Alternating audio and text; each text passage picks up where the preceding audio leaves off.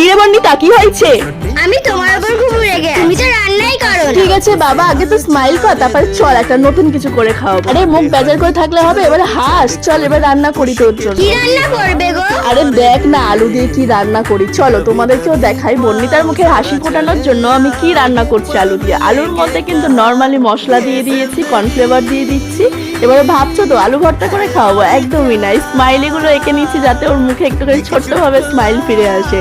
চলো এগুলোকে এবার ফ্রাই করা যায়। ফ্রাই করার সময় একটু রিস্ক নিয়ে ফ্রাই করতে হবে, কারণ এগুলো স্মাইলি থেকে আবার ভর্তা ভাত হয়ে যেতে পারে। মুখ বেজার করে থাকলে হবে, দেখ একটুখানি তো স্মাইল কর। এটা কি গো? কি সুন্দর দেখতে।